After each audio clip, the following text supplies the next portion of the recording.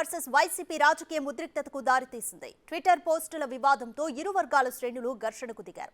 ఈ వివాదంలో ఒకరికి గాయాలు కావడంతో పోలీసులను ఆశ్రయించారు. ఒకరిపై ఒకరు ఫిర్యాదులు చేశారు. ఈ సందర్భంగా నగరంలోని 2 టౌన్ పోలీస్ స్టేషన్ వద్దకు టీడీపీ, వైసీపీ నాయకులు చేరుకుని నిరసనకు దిగారు. పెద్ద ఎత్తున వ్యతిరేకంగా నినాదాలు చేశారు. దీంతో పీఎస్ వద్ద కూడా ఇరు పార్టీ నేతల మధ్య వాగ్వివాదం చోటు చేసుకోవడంతో ఉద్రిక్త పరిస్థితులు చోటు చేసుకున్నాయి. రంగంలోకి దిగిన పోలీసులు వారికి సర్ది చెప్పే ప్రయత్నం చేశారు. ఇక ఈ సందర్భంగా వైసీపీ నాయకులపై తీవ్ర స్థాయిలో ధ్వజమెత్తారు తెలుగు తమ్ముళ్లు. పోలీస్ స్టేషన్లు వైసీపీ ఆఫీసులు అయినట్లు వ్యవహరిస్తున్నాయని మండిపడ్డారు. ఓడిపోతున్నామన్న ఫ్రస్ట్రేషన్లో ఉన్నారని ఎద్దేవా చేశారు.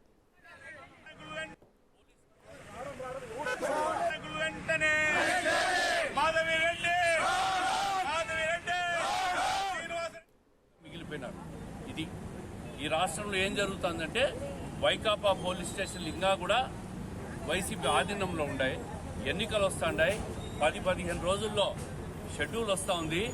ఇప్పుడు కూడా వైసీపీ వాళ్ళు పోలీస్ స్టేషన్ల మీద దాడి చేస్తున్నారంటే శాంతి భద్రతలు కడప నగరంలో కానీ ఇతర రాష్ట్రంలో కానీ ఏ విధంగా ఉన్నాయో ప్రజలందరూ గమనించాలి. ఎవరిని పడితే వాళ్ళని దౌర్జన్యం చేసి వాళ్ళకు ఫ్రస్ట్రేషన్ పెరిగిపోయింది. ఓడిపోతాడమని ఫ్రస్ట్రేషన్ పెరిగిపోయింది. పోలీసు వాళ్ళు కూడా ఇంకా 10 రోజులు ఓపిక పట్టాలన్నట్టుగా మాట్లాడే పరిస్థితులు చూస్తూ ఉంటే వాళ్ళని చూస్తూ ఉంటే జాలేస్తూ ఉంది.